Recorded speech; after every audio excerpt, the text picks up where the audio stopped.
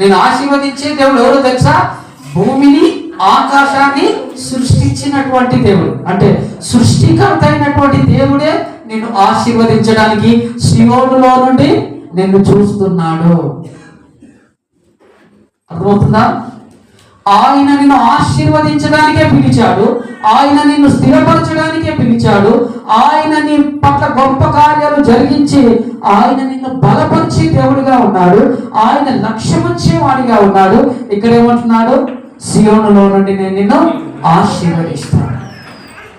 నీ కొరకు ఆకాశ మహాకాశాలు దాటినటువంటి ఆ స్థితిలో నుండి దేవుడు నిన్ను చూసి నిన్ను ఆశీర్వదించబోతున్నాడు. నీకు ఆశీర్వాదం ఎక్కడ నుండి రాబోతున్నది?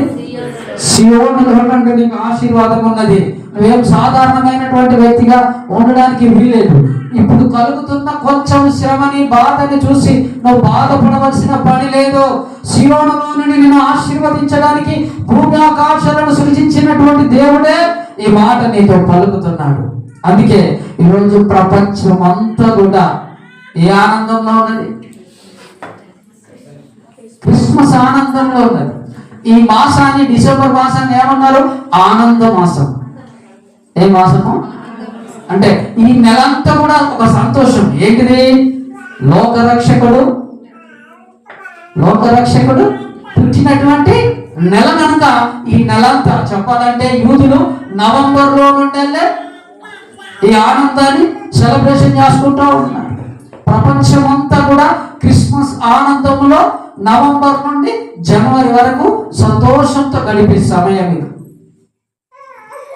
నువ్వు ఇప్పటి వరకు నీ బాధని, నీ కష్టాన్ని చూసుకుంటే ఈరోజు ప్రభు నీతో అంటున్నాడు, నువ్వు ఏ మాసంలో ఉన్నావో తెలుసా?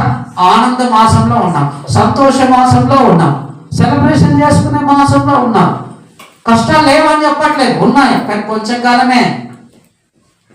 అన్నిటితో చూడకు, శాశ్వతమైన ఆశీర్వాదాన్ని ఇచ్చే దేవుని వైపు చూడు. శాశ్వతమైన ఆశీర్వాదం నిన్ను స్థిరపరిచే దేవుని వైపు చూడు. కాబట్టి నువ్వు ఎలా ఉండాలి? నీ కుటుంబం ఎలా ఉండాలి? నిన్ను పిలిచిన వాడు ఎలాంటి వాడు? భూమి ఆకాశాలను సృష్టించినటువంటి సృష్టికర్త అయిన దేవుడు కనుక ఆయన పిలుపును బట్టి, ఆయన మాటలను, ఆయన ఆజ్ఞలను, ఆయన కట్టడాలను అనుసరించడానికి నీవు సమర్పణ చేసుకొని దేవుడి సన్నిధానానికి నడిపించబడినటువంటి వ్యక్తి కనుక నీ జీవితంలో తప్పకుండా ఆశీర్వాదం ఉంటుంది. నేను ఆశీర్వదించడానికి దేవుడు సృష్టికర్త అయినటువంటి వాడు ఎలా వచ్చాడో నీలా నాలా సాధారణమైనటువంటి మానవుడిగా మారిపోయి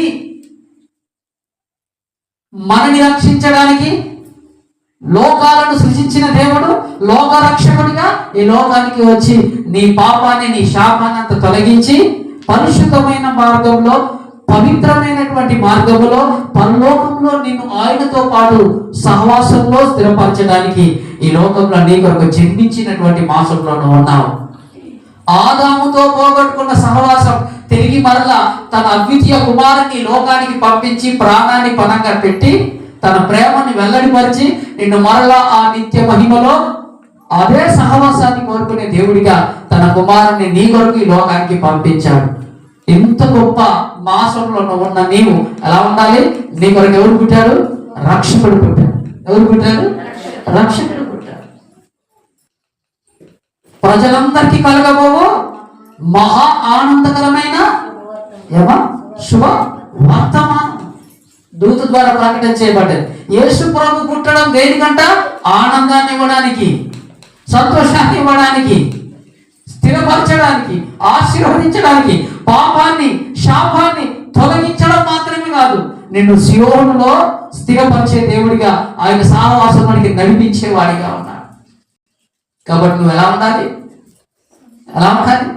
సంతోషంగా ఉండాలి, ఆనందంతో ఉండాలి.